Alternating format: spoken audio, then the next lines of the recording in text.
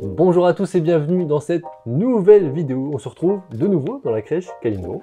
Bonjour et merci encore de nous accueillir. Oui, merci. Pour un petit interview de ton parcours et de ta réussite de cette crèche qui va très bientôt ouvrir.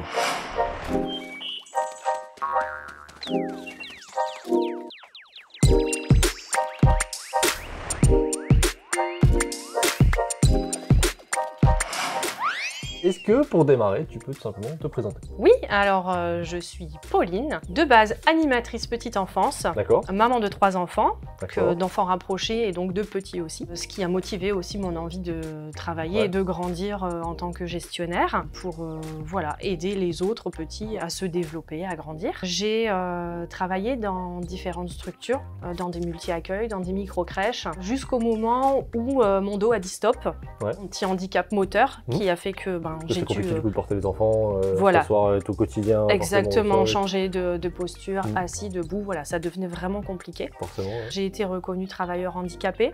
Et puis, dans les structures dans lesquelles j'étais, voilà, c'était très compliqué de mettre à disposition certains petits éléments pour m'aider. Aménager le poste, en fait, pour que tu puisses continuer à travailler. C'est ça. Alors, c'était des petites choses. Je demandais de mettre un plan de change au sol pour pouvoir changer les bébés de façon plus simple pour moi, éviter de changer de position. Mais finalement, voilà, ça n'a pas été accepté. Donc, ça a été l'élément déclencheur pour pouvoir, voilà. T'as pris le taureau par les cornes. C'est ça. Si on le fait pas maintenant, pour moi, c'est bon. Je vais le faire. Voilà, je vais le faire. Je vais adapter mon poste. Je vais prendre soin de mes professionnels autrement. Voilà, donc je suis beaucoup plus vigilante sur l'ergonomie. J'en suis là aujourd'hui. J'ai décidé de faire ma propre crèche avec mes valeurs et pour adapter mon temps de travail. Tout le monde n'est pas sur cet état d'esprit. On a beaucoup de personnes qui vont dire bah moi je vais arrêter, c'est tout, je vais devoir changer de domaine et qui malgré tout, alors qu'ils sont passionnés par la petite enfance, c'est ça, voilà, quand c'est une passion. Dommage, alors que là, carrément, tu te dis, je vais créer ma boîte, je vais créer ma crèche, et comme ça, je pourrais faire tout ce que je veux. C'est exactement ça. L'envie d'entreprendre, et puis c'est parti, on y va. Donc, tu as combien d'années d'expérience du coup? J'ai 5 ans d'expérience en petite enfance. D'accord. Ok, donc multi-accueil et micro-crèche. C'est ça, oui. Donc du coup, l'origine du projet, c'est par rapport à ça, vouloir avoir quelque chose du coup qui partage tes valeurs et pouvoir s'adapter à ça. C'est ça. Donc tu es toute seule sur le projet? Je suis toute seule sur le projet. Alors en off, il y a mon mari qui m'a beaucoup aidé, qui finalement en fait est mon bras droit perso, mais sur la société. Pour les travaux, etc. C'est souvent bien d'avoir des appuis quand même. Ça. Si on revient du coup sur l'histoire du projet, mais plutôt les différentes étapes, c'est-à-dire que tu as ton idée, ok, je vais me lancer, je vais faire ma crèche. Oui, alors j'avais sélectionné Carvin. Alors j'avais fait mon étude de besoin sur d'autres villes, mais vraiment sur Carvin parce que en fait je suis de Carvin. Je connais très bien du coup le territoire, le manque de place, ce qui s'y faisait parce que du coup maintenant je ne suis plus toute seule en micro-crèche. Enfin, voilà, il y en a 3 désormais. Donc il y a quand même du monde sur le marché, mais je sais qu'il y avait du besoin. J'ai essayé sur une première structure de me lancer, c'était un achat, mais vraiment beaucoup trop de travaux, ce qui fait que ça n'a pas fonctionné. Après avoir fait 7 banques, j'ai eu 7 refus. Financement qui va passer, quoi. C'est ça, donc voilà, c'était pas possible. En plus, pour un premier projet, c'est pas du tout passé. Donc, me voilà arrivée après 1 an à revenir à zéro. Et puis, je trouve ce local au mois de février. Et ça s'est enchaîné. L'expérience, finalement, que j'ai eue avant sur le premier projet qui n'a pas abouti, m'a permis vraiment d'emmagasiner énormément de savoir, énormément de connaissances. Ce qui fait qu'en fait, ça a été très rapide ici. Du coup, février, on est en septembre. Donc, oui, c'est ça. Donc, février, j'ai eu 2 mois pour signer la location, le bail pour le local, avoir les financements. Donc, je suis allée revoir les mêmes banques avec qui c'était plutôt bien passé. Et voilà, le plan de financement étant différent, c'est passé comme une lettre à la poste. Puis aussi, au final, tu avais déjà eu les contacts avec ces personnes-là. Exactement. Tu montres qu'effectivement, tu persévères, tu montres que du coup, ton dossier est toujours carré et dans un financement un peu plus accessible. C'est ça, c'est ce qu'ils ont apprécié, c'est le fait que je revienne les voir avec quelque chose de différent et que j'avais la niaque. C'est clair. Et ça, c'est un vrai conseil parce qu'il y a beaucoup de personnes qui des fois perdent espoir en fait suite à avoir fait toutes les premières démarches comme tu as dû le faire toi. Forcément, il y a un petit coup de blues qui se met parce que voilà, on a beaucoup travaillé et puis le projet aboutit pas. Par contre, effectivement, c'est ce que je dis à chaque fois, c'est que oui, au final, tu as appris quoi. Tu as appris énormément et tu vas beaucoup plus vite après. Et ça, des fois, on le voit pas forcément parce qu'on est juste dans le fait que ok, je pourrais pas faire mes structures, peut-être que je vais arrêter tout le projet. Alors qu'au final, quand on arrive à continuer et reprendre la recherche, qu'on trouve une autre opportunité, on se rend compte que tout ce qu'on a emmagasiné comme info, ça revient et oui, c'est ça. Et là, demain, tu feras une deuxième crèche et tout ce que tu auras appris à la première et à la deuxième, beaucoup plus simple. Ça sera forcément beaucoup plus simple. Donc il faut pas perdre espoir et au contraire prendre plutôt le positif. Au final, quand on a un projet, parce que des fois, c'est vrai, on me demande souvent est-ce que le financement va passer, on peut pas toujours le savoir. Non, et moi, j'ai des financements immobiliers qui passent en première structure avec pas forcément beaucoup niveau d'apport, ça dépend de plein de critères différents. On verra dans d'autres vidéos. Mais contrairement, après, potentiellement, si ça passe pas, le seul risque au final, c'est d'avoir appris des choses. Et si ça passe, tant mieux. Mais donc il n'y a pas forcément de risque majeur parce qu'il y a des conditions suspensives qui permettent de sortir des achats si nécessaire. Donc du coup, tu trouves ce local à Carvin, oui. Tu signes le bail, tu obtiens le financement. Comment ça se passe ensuite? Les travaux, c'est toi qui as fait? T'es passé par Alors oui, le bailleur c'est Villogia ici et il travaille essentiellement avec quelques entrepreneurs au niveau des travaux.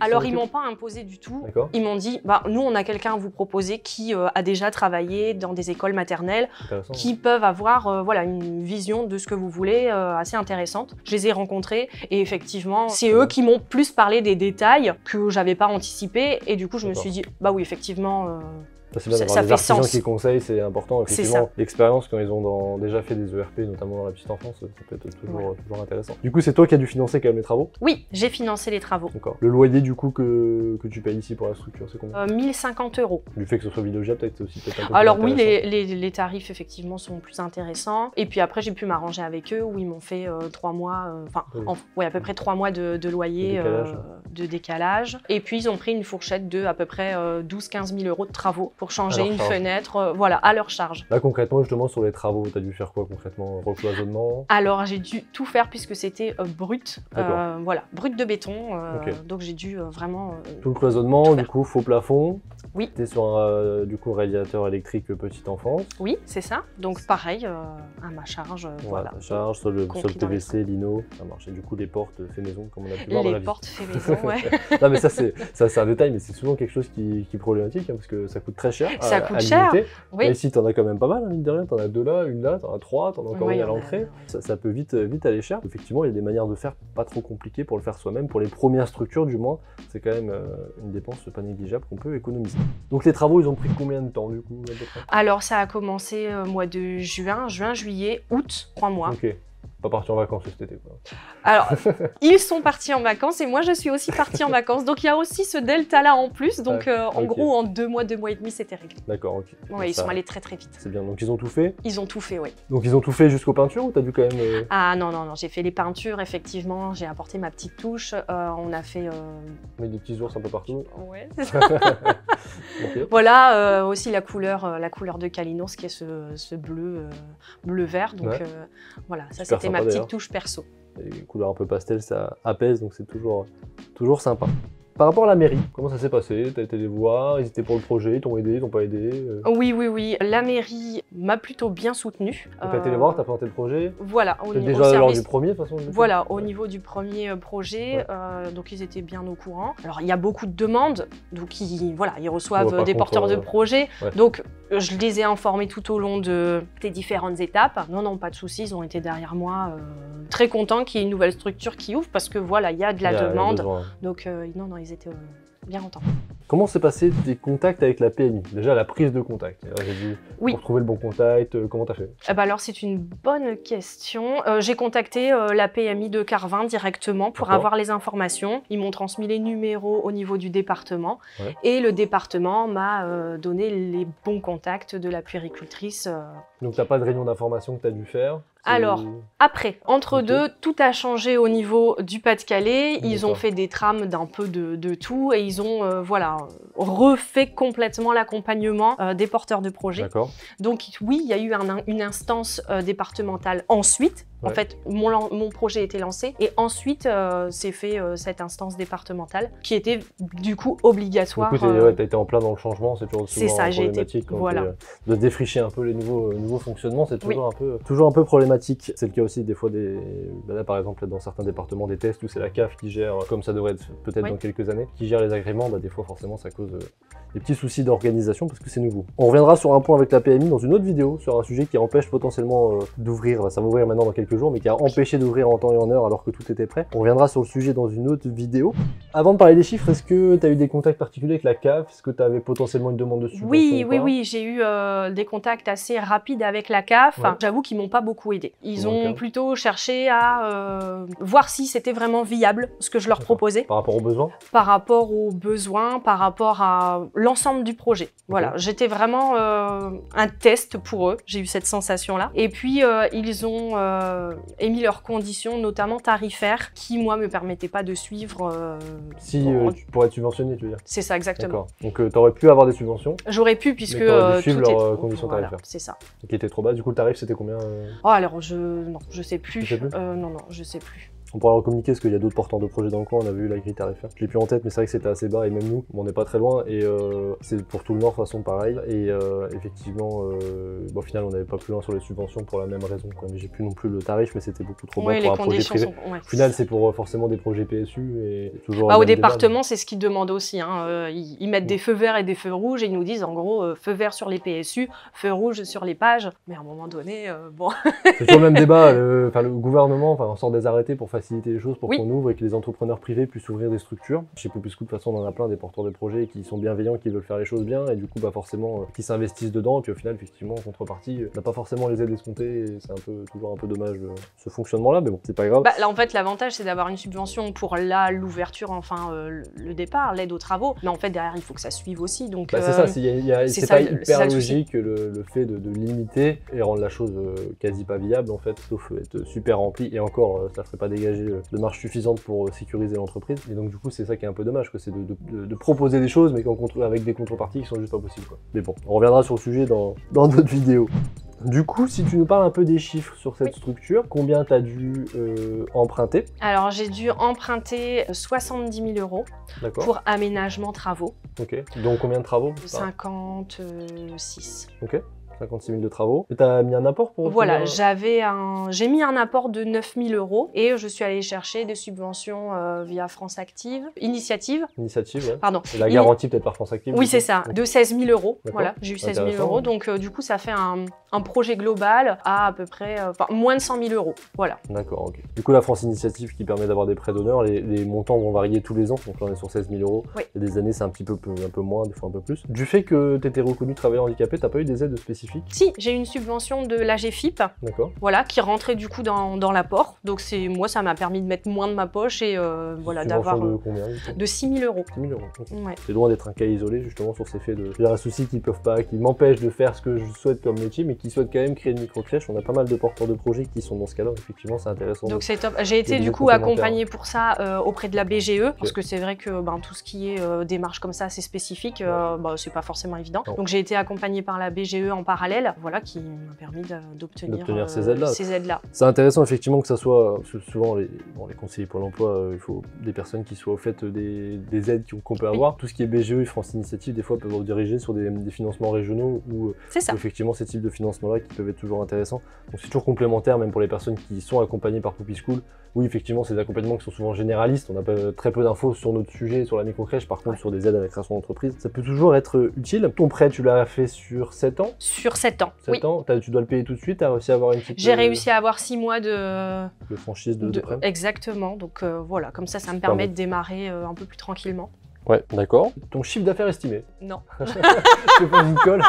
Ouais, en fait, tu me poses une colle puisque j'étais partie au départ sur un accueil de 11 enfants. D'accord. Et puis finalement, voilà, la PMI a décidé que c'était 10. Okay. Donc j'avoue que là, aujourd'hui... Tu devrais atteindre une moyenne de 15 000 € normalement. Oui, c'est ça, mais... C'est la moyenne quand on était à 10 enfants. Mais là, du moins, tu me disais du coup que tu vas quand même accueillir. Alors, il y a eu à cause de certaines histoires qui n'avaient pas pu forcément ouvrir à cause de soucis, notamment avec la PMI, dont on reviendra dans une autre vidéo, des familles qui ont dû arrêter. Là, tu as réussi à remonter un petit peu plus. Là, tu vas ouvrir du coup bientôt avec combien de familles? Avec 8 familles. Donc avec 8 familles quand même pour 10 enfants, pas pour 10 places, c'est déjà pas mal, même si forcément ils prennent pas des temps pleins tout le temps. Mais ok, très bien. Est-ce que tu peux nous parler un petit peu de tes axes pédagogiques de la structure? Oui. Mettre en place? Alors, on a plusieurs axes pédagogiques. Évidemment, la bienveillance qui reste la base, la motricité libre. Ouais. C'est pour ça qu'on est sur un espace ouvert pour les plus petits. Voilà, l'idée c'est qu'ils puissent bouger, se mouvoir sans contrainte. Et également, on va utiliser le baby-signe pour l'accompagnement à la verbalisation et au langage. Et puis, notre petite touche aussi sur l'éco-responsabilité où voilà, l'idée c'est de faire attention à nos déchets, à nos pratiques, à l'utilisation des produits. Et du coup la mascotte, Kali. Et la mascotte, Kali. Peut-être du coup un petit projet autour. Oui, c'est ça. Alors l'idée c'est qu'ils puissent faire le lien entre les familles et la crèche. Donc pourquoi pas les faire venir le week-end chez les familles, écrire une petite histoire avec des petites photos, des activités que vont faire les enfants et les familles avec. On le fait avec Poupine du coup. Ah bah oui. Effectivement, les familles le prennent des fois le week-end, ils prennent des photos, puis après ça permet de faire le lien. Des fois aussi, Poupie sert de rassurer l'enfant quand il arrive à la crèche. Bah super, ça fait un lien, donc ça marche très bien. Parfait, ben voilà. C'est sur le même fonctionnement. C'est top.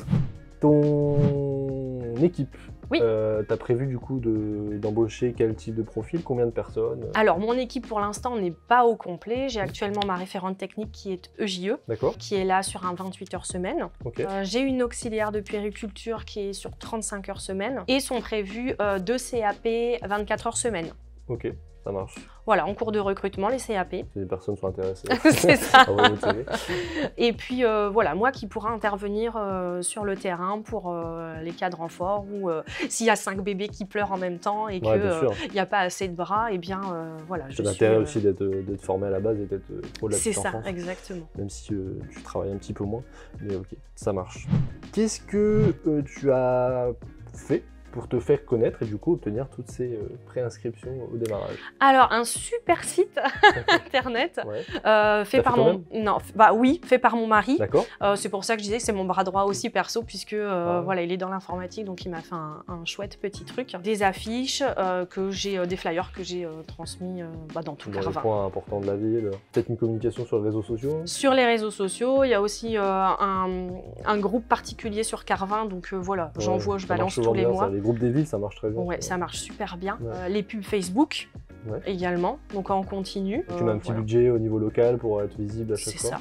Ça aussi, ça marche bien. Sur 4-5 km et puis voilà, ça génère pas mal de demandes. C'est une vraie astuce ça, qui est importante parce qu'en fait, du fait qu'on est sur un cercle kilométrique très rapproché, ça coûte pas très cher en pub parce qu'on a peu de concurrence, mais ça permet d'avoir une vraie visibilité. Moi, je sais quand je mets du budget sur une nouvelle ville où on s'implante, des fois quand les gens me croisent dans la rue, ils disent « Oh, vous avez vu ?» Tellement que en fait, vu qu'on touche beaucoup de monde à un niveau local, mais c'est ça, exactement. C'est intéressant. C'est exactement ça. J'ai un monsieur qui m'a dit « Oh vos pubs, elles marchent super bien, hein. J'ai eu toutes les infos. » Bon, c'est bien, monsieur, à bientôt alors. C'est bien.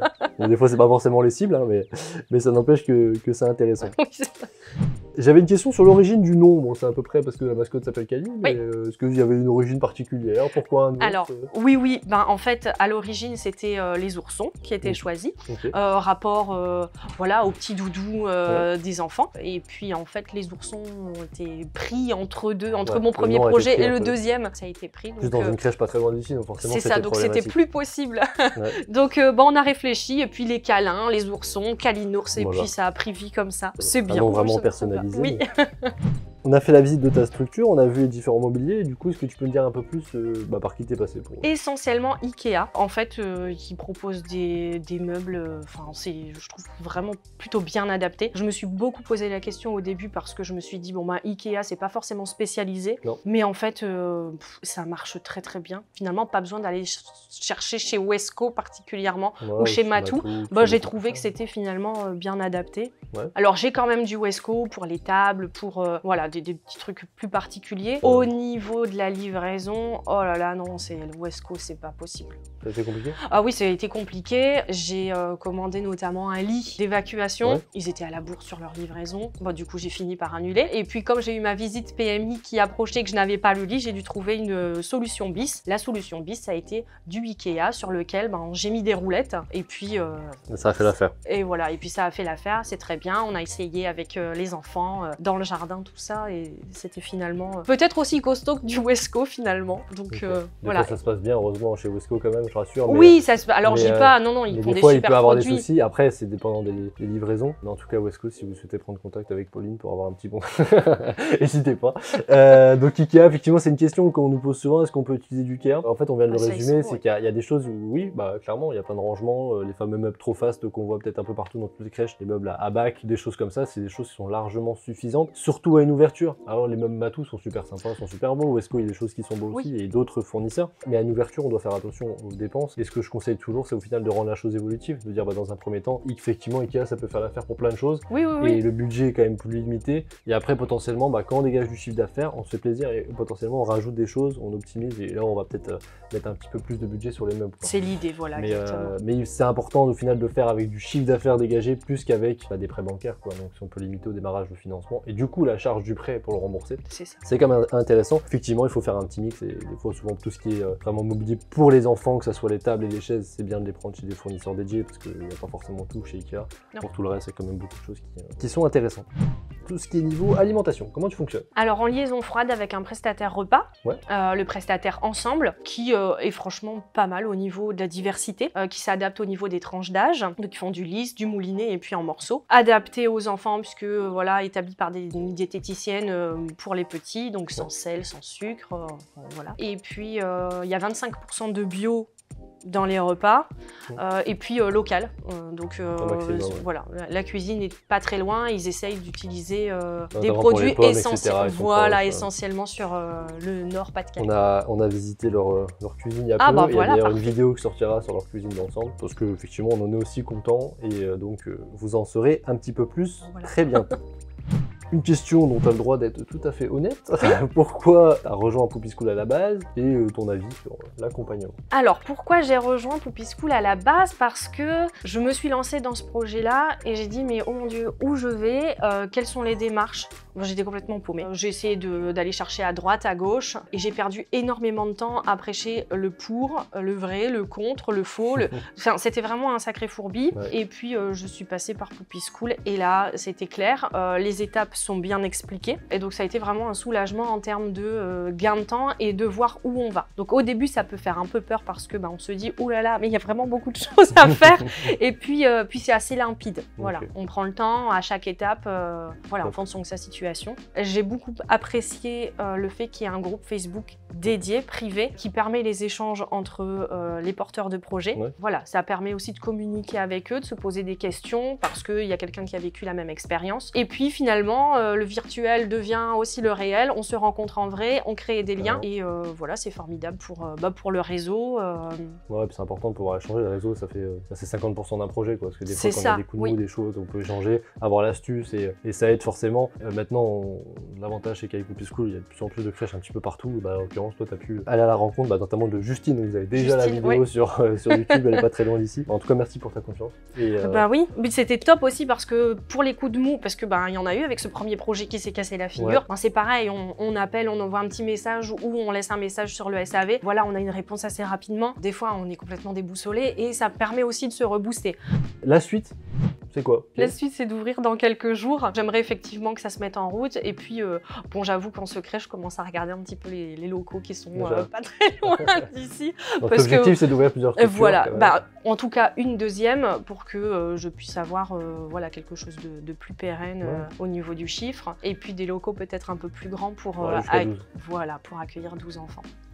Pour finir cette vidéo, est-ce que tu aurais un conseil à donner à soit ton toi d'il y a un an ou à quelqu'un qui démarre? Oui, alors d'y aller étape par étape avec la formation notamment parce que vraiment ça a bien aidé et puis pas lâcher l'affaire, même si on se casse la figure parce que le projet est pas bon, qu'on n'a pas les accords, voilà, se dire il y a d'autres possibilités, il faut continuer à s'accrocher. Ouais, et lâcher, la preuve en est, c'est que si on est ici, c'est que et on y va, que ça marche. Voilà. Après, quand on lâche rien et qu'on trouve un autre local, il faut se relever et repartir et on continue. Eh bien écoute, merci beaucoup pour tout ces merci conseils à toi et cet échange. Merci pour tout l'accompagnement, c'est vraiment top. Avec plaisir, avec plaisir. Moi je vous dis dans tous les cas à très bientôt dans une prochaine vidéo. Je vous souhaite la réussite dans votre propre projet également. À bientôt, au revoir. Salut.